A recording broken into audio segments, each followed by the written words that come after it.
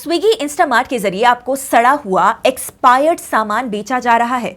FSSAI की भेजी गई 9 हार्ड नोटिस का आखिर क्या मतलब है? सेकेंडली, म्यूचुअल फंड दुनिया का सबसे बड़ा हैवीवेट एसबीआई फंड्स मैनेजमेंट अपना 9,813 करोड़ रुपए का आईपीओ लेकर आ चुका है। पर क्या ये अनलिस्टेड मार्केट लीडर अपने लिस्टेड पेयर्स से बेटर इन्वेस्टमेंट अपॉर्चुनिटी साबित होगा? और थर्डली, सुनील मित्तल के नए शेयर होल्डर लेटर ने एक बात क्लियर कर दी है कि एयरटेल अब सिर्फ एक टेलीकॉम कंपनी नहीं रहने वाली। अब फोकस है क्लाउड, एआई डेटा सेंटर और 20,000 करोड़ रुपए का फाइनेंशियल सर्विसेज रोड मैप पर। और ट्रेंडिंग न्यूज में आज बात करेंगे टाटा ग्रुप की एक बड़ी और स्ट्रेटेजिक एंट्री की। टाटा कैपिटल ने अचानक एक बड़ी लोकल कंपनी को एक्वायर करके इंडिया के fastest growing gold loan segment में कदम रख दिया है। पूरी डिटेल होगी वीडियो के एंड में। हाय एवरीवन, मैं हूं Gauri. Welcome back to markets today, जहां पर हम आपके पोर्टफोलियो को इंपैक्ट करने वाली स्टोरीज का डेटा बैक्ड एनालिसिस करते हैं। Subscribe Upstox, leave a like and comment ताकि हमारे वीडियोस आप तक हर रोज पहुंचे।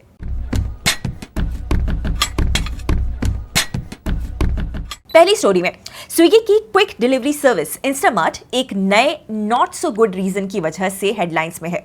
इस बार बात 10 मिनट डिलीवरी या गिग वर्कर्स या डिस्काउंट्स की नहीं है, बल्कि फूड सेफ्टी की है। Food safety and standards authority of India यानी कि एफएसएसएआई ने कंज्यूमर कंप्लेंट्स के बाद स्विगी इंस्टामार्ट को 9 नोटिस इशू किए हैं। एलिगेशंस है कि प्लेटफॉर्म के थ्रू कस्टमर्स को एक्सपायर्ड, रॉटन और अनसेफ फूड प्रोडक्ट्स डिलीवर किए गए। इन कंप्लेंट्स को देखें तो ये काफी सीरियस नजर आते हैं। कंज्यूमर्स ने वे प्रोटीन और पैकेज स्नैक्स एक्सपायरी डेट के बाद डिलीवर होने की कंप्लेंट की। एग्स को लेकर भी ये कंप्लेंट थी कि वो रॉटन थे और कंजम्पशन के लिए अनफिट थे। प्लस पराठास भी स्पॉइल्ड डिलीवर होने की कंप्लेंट थी। इन कंप्लेंट्स के बेसिस पर एफएसएसएआई ने कंपनी से डिटेल्ड एक्सप्लेनेशन और कंप्लायंस रिपोर्ट मांग ली है। अब अगर रिस्पॉन्स सैटिस्फैक्टरी नहीं हुआ तो food safety and standards act 2006 के तहत एक्शन लिया जा सकता है। एफएसएसएआई के अकॉर्डिंग ये मामले seller onboarding, compliance verification, traceability, food quality monitoring, consumer grievance redressal और फूड बिजनेस एक्टिविटीज के सुपरविजन और कंप्लायंस से जुड़े कंसर्न्स उठाते हैं। और सिर्फ प्रोडक्ट क्वालिटी ही यहां पर इशू नहीं है। एफएसएसएआई ने नॉइस एक्स की मार्केटिंग पर भी सवाल उठा दिया है। रेगुलेटर के मुताबिक ये ब्रांड उन प्रोडक्ट कैटेगरीज में कवर नहीं होता है जो कि स्विगी इंस्टामार्ट के एग्जिस्टिंग एफएसएसएआई लाइसेंस के अंडर अप्रूव्ड है। इसीलिए अथॉरिटी ने कंपनी को कहा है कि इस प्रोडक्ट की मार्केटिंग को रोका जाए और अगर जरूरत हो तो लाइसेंस में मॉडिफिकेशन के लिए भी अप्लाई किया जाए।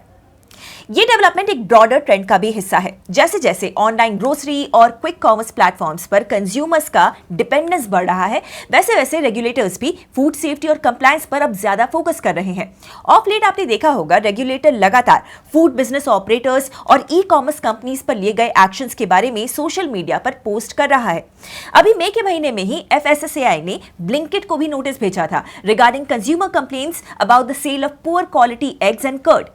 फूड डिलीवरी के साथ ये एक्सपेक्टेशन भी उतनी इंपॉर्टेंट है कि जो प्रोडक्ट कंज्यूमर तक आप तक पहुंच रहा है वो सेफ हो, फ्रेश हो और रेगुलेटरी स्टैंडर्ड्स को मीट करता हो। अब देखना ये होगा कि स्विगी इंस्टामार्ट एफएसएसएआई के इस नोटिस का क्या रिस्पॉन्स देता है और क्या रेगुलेटर उसके बाद कोई एक्शन लेता है। लेकिन एक बात तो यहाँ पर क्लियर है, क्विक कॉमर्स में अगर स्पीड के साथ क्वालिटी का बैलेंस नहीं बना तो रेगुलेटरी स्क्रूटनी और भी बढ़ सकती है।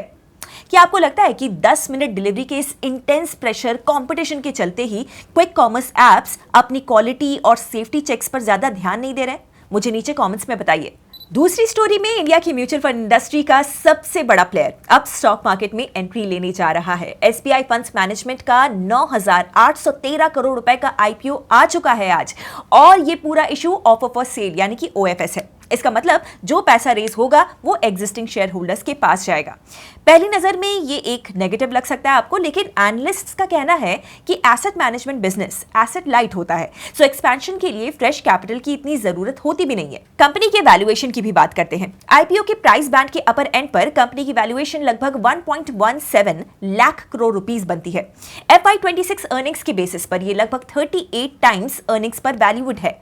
उस कंपैरिजन में HDFC AMC around 41 times, ICICI Prudential AMC 48 times और निप्पॉन लाइफ इंडिया AMC करीब 51 टाइम्स अर्निंग्स पर ट्रेड कर रहे हैं।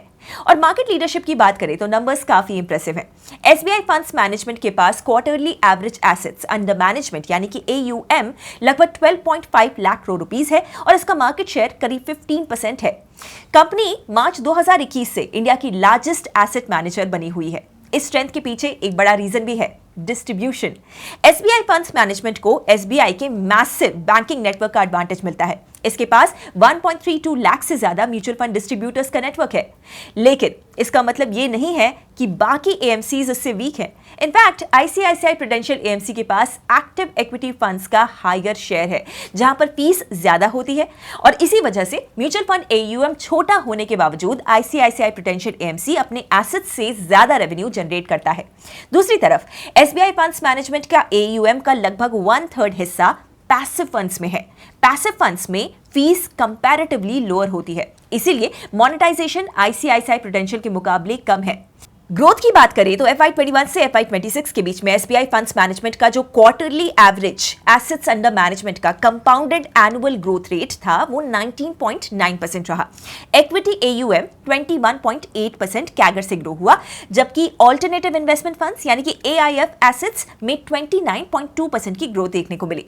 तो इन्वेस्टर्स के लिए यहां पर टेक अवे ये है कि इंडिया की mutual fund industry structural growth phase में है। फाइनेंशियल सेविंग्स का शिफ्ट, एसआईपी इनफ्लोज और रिटेल पार्टिसिपेशन जैसे ट्रेंड्स इस इंडस्ट्री को काफी सपोर्ट कर रहे हैं। ऐसे में एसबीआई फंड्स मैनेजमेंट का आईपीओ इन्वेस्टर्स के लिए एक इंटरेस्टिंग अपॉर्चुनिटी जरूर हो सकता है, लेकिन अब देखना यहां पर यह होगा कि इन्वेस्टर्स मार्केट लीडर को उसके स्केल के लिए ज्यादा इंपॉर्टेंस देते हैं या फिर पियर्स को हायर प्रॉफिटेबिलिटी मैट्रिक्स के लिए।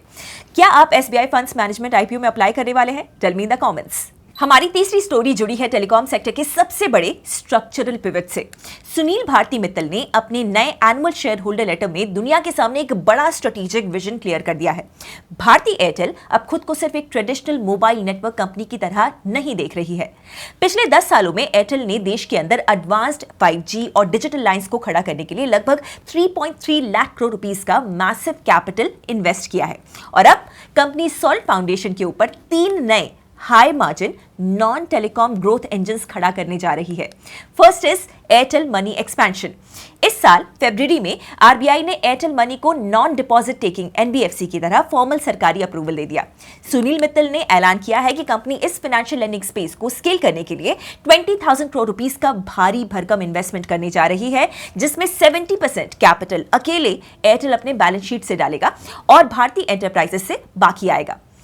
एम देश के रिटेल फाइनेंशियल इंक्लूजन को टारगेट करके सस्ते कंज्यूमर लोन्स और क्रेडिट प्रोडक्ट्स डिस्ट्रीब्यूट करना है। Second is the gigawatt data centre scale. Generative AI और एडवांस क्लाउड डेटा वर्कफ्लोज के चलते दुनिया भर में डेटा स्टोरेज की डिमांड आसमान छू रही है।